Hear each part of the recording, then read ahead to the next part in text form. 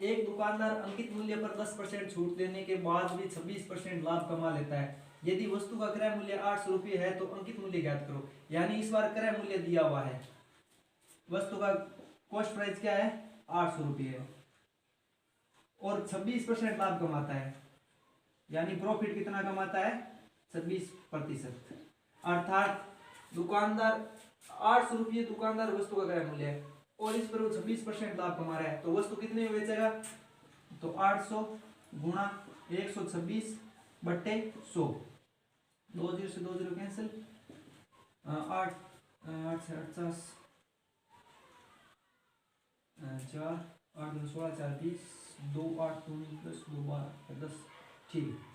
यानी 1008 रुपये में वो बेचेगा, 26% लाभ कमा रहा है। तो अब क्या कह रहा है कि पहली लाइन क्या है, अंकित मूल्य पर 10% छूट देने के बाद 26% लाभ होता है। यानी जो अंकित मूल्य था एमआरपी, हम मानते हैं एमआरपी उसका 100 था, इस पर छूट देने पर कितनी छूट दी, इसमें 10% इसने छूट दी है। छूट देने के बाद यानी छूट देने पर सेलिंग प्राइस इसकी कितनी होगी 90 रुपये होगी, यानी 100 पर छूट दी तो 10% 90 रुपये हो गया, यानी परसेंट के अनुसार वो 90 रुपये में बेच रहा है। लेकिन यहाँ पर क्या कितने में बेच रहा है 1008 में, यानी 90 की वैल्यू कितनी हो गई 1008। तो एक की वैल्यू 1008 बट्टे 90। करना क्या है, अंकित मूल्य ज्ञात करना है। अंकित मूल्य कितना है 100, यानी 100 की वैल्यू ज्ञात करनी है।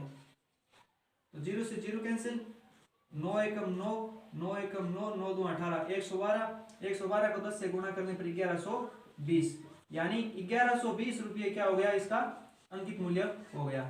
ठीक है,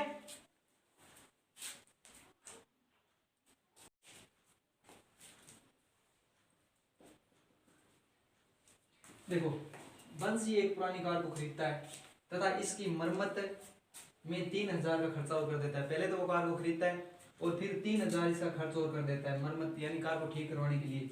यदि वह कार को 58,000 रुपये में वापस बेच देता है और उसे 16% लाभ कमाता है तो उसने कार को खरीदने के लिए कितना भुगतान किया। यानी हमारे सामने क्या दिया हुआ है, हमारे सामने ये देखो विक्रय मूल्य दिया हुआ है, यानी बेचा 58,000 में मतलब विक्रय मूल्य, लाभ प्रतिशत हमारे सामने दिया हुआ है। हमें करना क्या है, कार का क्रय मूल्य ज्ञात करना है और 3000 ये खर्चा दिया हुआ है ये भी है साथ में। ठीक है, तो दो तरीके से हम सवाल करेंगे। एक बार पहले हम एक्स मान कर लेते हैं।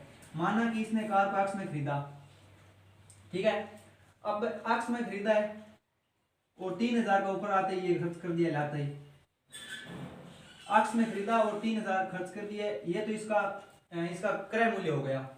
और अब ये बेच रहा है तो 16% लाभ पर बेच रहा है, यानी 116 रुपये 100 पर लाभ कमा रहा है।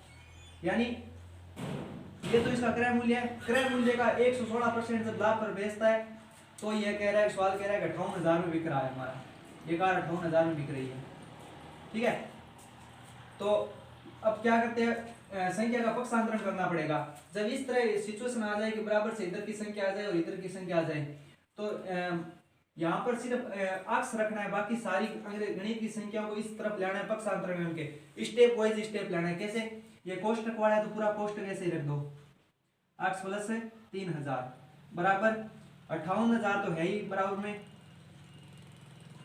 ये दोनों हम पूरी इस साइड ले आते हैं। कैसे, यानी संख्या को पक्षांतरण करने पर एक नियम होता है कि यहाँ पर जो गुणा में होती है वो यहाँ पर भाग में आ जाएगी, यानी 116 गुणा में थी यहाँ भाग में आ जाएगी, और जो यहाँ पर भाग में थी वो यहाँ पर गुणा में आ जाएगी, यानी 100 यहाँ पर आ जाएगी गुणा में। ठीक है, अब हम एक बार इसको काटते हैं। 116 का जब हम 5 बार करेंगे तो 580 बार आएंगे। ठीक है, यानी 58,000 में 116 का भाग देंगे तो 500 बार जाएगा। 500 को हम 100 से गुणा करेंगे, यानी x प्लस 300 बराबर 3000 बराबर 500 को 100 से गुणा करने पर 50,000। ठीक है, तो हमें सिर्फ x की वैल्यू ज्ञात करनी है, तो अब 3000 इधर ले आते हैं, x बराबर 50,000 तो है ही, और 3000 इधर प्लस में तो यहां पर आएंगे तो माइनस में हो जाएंगे, माइनस 3000, अर्थात x की वैल्यू आ गई 47,000। यानी उस कार का असली क्रय मूल्य कितना था 47,000 रुपये थे, 3,000 खर्च किए तो 50,000 में कार पड़ी है, और फिर 16% लाभ पर बेचता है तो 58,000 हो जाती है। अब हम दूसरी विधि करते हैं। देखो यानी एक कार को खरीदता है 16% लाभ कमाता है, यही देखो सीधा 16% लाभ कमाया, यानी 100 के में खरीदा, कॉस्ट प्राइस है, और बेचा कितने में है 116 में बेचा है। ये हम कह रहे हैं 116 में बेचा, क्यों 16% लाभ के हिसाब से, लेकिन पर्सन कह रहा है 58,000 में बेचा है, तो 116 की वैल्यू हो गई 58,000, तो एक की वैल्यू कितनी हो गई 58,000 बट्टे 100, यानी ये कुल खर्चा है इसका, कॉस्ट प्राइस का मतलब कुल खर्च, यानी जो खरीदी है वो और 3,000 का कुल खर्चा, यानी कुल खर्च जो है वो 100 रुपये। तो पहले एक बार हम कुल खर्च निकाल लेते हैं, बटा 116 हो गया, और एक बार कुल खर्च की वैल्यू निकाल लेते हैं गुणा 100। वापिस यही स्टेप आ गया जहां से हम छोड़ा था, यानी इसको यहाँ पर काटेंगे तो 500 बार जाएगा, 500 को 100 से गुणा करेंगे तो 50,000, यानी कुल खर्च उसने 50,000 किए थे। लेकिन ये पूछ रहा है कि कार को खरीदने के लिए भुगतान कितना किया था, ये नहीं पूछ रहा है कुल खर्चा कितना, यानी भुगतान कितना किया था 3,000 तो घर पर लाने के बाद खर्च किए, भुगतान इसने 3,000 कम किए थे, तो 3,000 कम कर देते हैं, यानी कितने हुए 47,000। ये हमारा क्या हो गया, कार का कुल भुगतान हो गया 47,000। ओके ठीक है, अब हम अगला सवाल देखते हैं।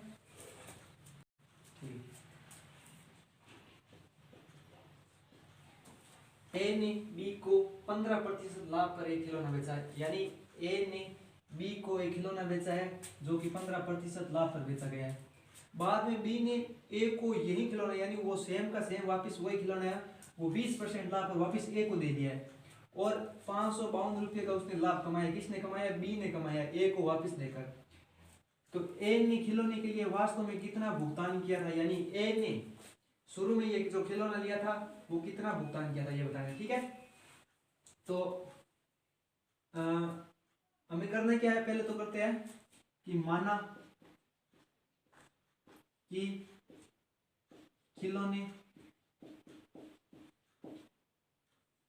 के लिए ए ने भुगतान किया,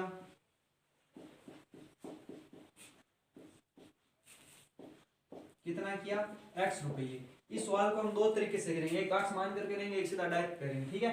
तो पहले x वाला कर लेते हैं। ए ने खिलौने के लिए x रुपये का भुगतान किया है, तो यानी ए ने x रुपये तो दे दिए है। अब किया क्या है कि x रुपये तो ए ने दे दिया है खिलौने के लिए दुकानदार को, अब बी को दे रहा है 15% लाभ पर दे रहा है, अर्थात 100 वाली वस्तु 115 के हिसाब से, यानी 15% के लाभ से दे रहा है 100 वाली वस्तु, ठीक है। तो काट लेते हैं, जो कट रहा है वो 5 दूनी 10, 20 पंजे 100, और 5 2 पंजे 10, 1 15 5, यानी 23 वाक्स से गुणा करने पर 23 अक्स बट्टे 20, यानी इस वस्तु पर इस कीमत पर ए ने बी को ये खिलौना दिया है। अब ये बी ने इस कीमत पर लिया है, अब ये कीमत हो गई है बी की कीमत हो गई, ये क्या हो गई है 23 अक्स बट्टे 20, बी की ये कीमत हो गई है, बी ने इस कीमत पर लेकर वापस ए को दिया 20% लाभ पर दिया, यानी इसी वस्तु को 120 बट्टे 100, यानी 20% लाभ पर दिया, तो 100 पर 20 का लाभ 120 हो गया, इस पर दिया है ठीक है, यानी 0 से 0 कैंसिल, और काटने पर क्या होगा 10 से 2 से 6, अब 23 को 6 से गुणा करते हैं तो 23 का 138, 18 12, ठीक है, बट्टा 100 x, यानी बी ने इस खिलौने के लिए इतने रुपये पे किए, इतने रुपये वापस ए से लिए है, 23 x बट्टे 20 तो ए को दिए थे उस खिलौने के लिए, वापस बेचा है तो 138 बट्टे 100 x वापिस है ए से रुपये लिए, तो बी को लाभ कितना हुआ है, बी को लाभ ये वापिस ये रुपये इसमें से ये घटाएंगे तो लाभ हो जाएगा, यानी बी को लाभ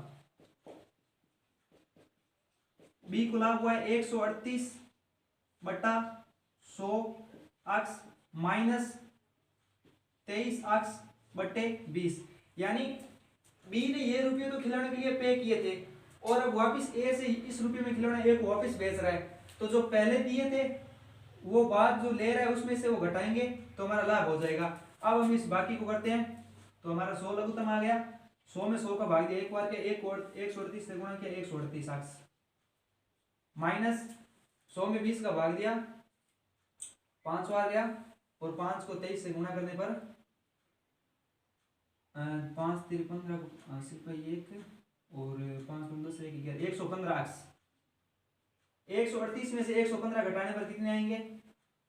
3 और 2, 23 अक्स, नीचे 100 के 100 आ जाएंगे, यानी 23 अक्स बट्टे 100 इसको लाभ हुआ है। हमारे प्रश्न के अनुसार लाभ हुआ है 23 अक्स बट्टे 100, लेकिन यहाँ पर जो लाभ दे रखा है वो 552 रुपये दे रहा है, यानी ये वैल्यू और 552 दोनों एक समान है, अर्थात 23 अक्स बट्टे 100 के बराबर है 552, क्योंकि ये तो हमारे सवाल के अनुसार लाभ हुआ है और ये प्रश्न के अनुसार 552 दिया हुआ है। ठीक है, तो हमें वैल्यू सिर्फ अक्स की ज्ञात करनी है, तो x बराबर 552 तो है ही। जब हम पक्षांतरण करेंगे यानी 100 यहाँ पर भाग में है, इस साइड में जब 100 आएगा तो गुणा में हो जाएगा, और 23 यहाँ पर गुणा में इस साइड में आएगा तो भाग में हो जाएगा। यहाँ पर काट लेते हैं, 23 से कम 23, 23 2 46, बच्चे 9, 92, 23 का 92 यानी 2400, अक्स के बराबर 24 इंटू 100 को गुणा करने पर 2400 रुपये, यानी ए ने वास्तव में इस खिलौने के लिए 2400 रुपये पे किए थे। अब इस सवाल का दूसरा तरीका बता रहा हूं जो कि थोड़ा सरल है। ठीक है, थोड़ा क्या ज्यादा ही सरल है और डायरेक्ट है, यानी ये तो एकदम विधिवत तरीके से हल किया था, लेकिन वो एकदम दिमाग पर आधारित होगा, जो हम तो वो तरीका करेंगे। वो देखो कैसे। माना कि ए ने खिलौने के लिए कितने रुपए खर्च किए थे? 100 रुपए खर्च किए थे कॉस्ट प्राइस, और वापस बी को बेचा, यानी सेलिंग प्राइस है ए की 15% लाभ पर बेचा, यानी 115 रुपये पर बेचा है। 100 का 15% कितना होता है? 100 का 15% 15 इंटू 100 ऐसे निकालते हैं, 100 से 100 कैसे, 100 का 15% 15 होता है, तो 15 लाभ हुआ है और 100 का तो पीछे रुपये लगे हुए थे तो 115 हो गया, इस तरह निकालता था। ठीक है, यानी ये कितना 15% लाभ पर बेचा है, लाभ ए ने बेचा है इसको।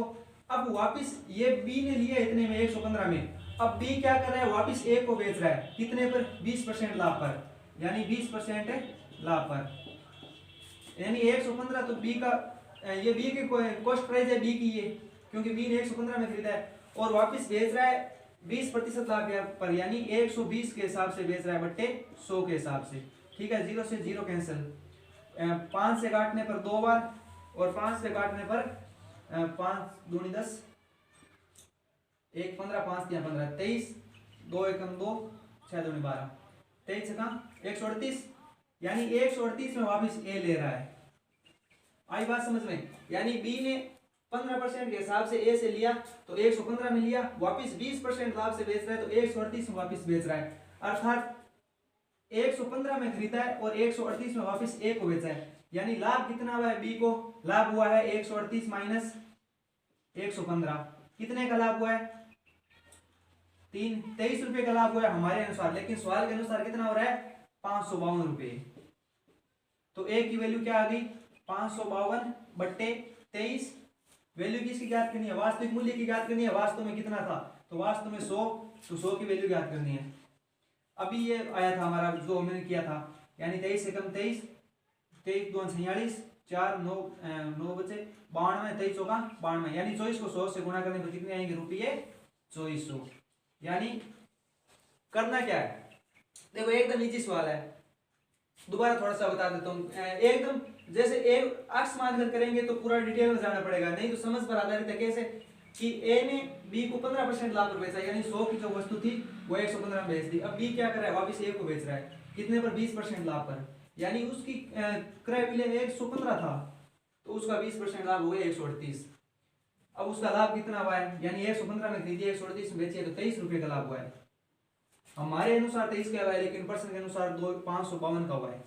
तो एक की वैल्यू हो गई 552 बटे 23। हमें वैल्यू 100 की ज्ञात करनी है, क्योंकि वास्तव में एक का क्रय मूल्य ज्ञात करना है। तो 100 की वैल्यू हो गई 2400 रुपये। ठीक है, स्टार्ट। ठीक, किसी वस्तु का अंकित मूल्य है 200 रुपये। अंकित मूल्य पर 12.5% की छूट देने पर भी 25% लाभ अर्जित करता है, तो वस्तु का क्रय मूल्य क्या है? यानी एक वस्तु है जिस पर 200 रुपये अंकित है, यानी क्या है? एमआरपी। एमआरपी कितने हैं? 200 रुपये है, और अंकित मूल्य पर 12.5% की छूट देता है, यानी छूट डिस्काउंट कितना है 12.5%। 12.5% यानी 12 × 24 25/2%। प्रतिशत का मतलब 100 पर, तो 25 से कम 25, 25 का 100 यानी 1/8 ये डिस्काउंट है। 1/8 अर्थात 8 की जो वस्तु है वो उस पर 1 रुपये की छूट मिलेगी। यानी जो हमारा कॉस्ट प्राइस है वो 8 का है, तो सेलिंग प्राइस यानी 1 की हमें छूट मिलेगी। आगे बात समझ में, यानी 1 की छूट मिलने पर वो वस्तु होगी 7 की। ठीक है, 8 की वस्तु है वो 7 में। अब ये छूट देकर भी वो 25% लाभ प्राप्त कर लेता है, तो वस्तु का क्रय मूल्य क्या होगा। ठीक है, एक बार हम ये चेक करते हैं कि 8 रुपये की जो वस्तु है, नहीं ये एमआरपी है, कॉस्ट प्राइस नहीं एमआरपी है, यानी 8 रुपये की वस्तु वो 7 में बिक रही है। हमारे अनुसार एमआरपी 8 रुपये है, लेकिन किताब में परसेंट में कितने हैं 200, यानी 8 की वैल्यू कितनी होगी 200। तो 1 की वैल्यू 200/8।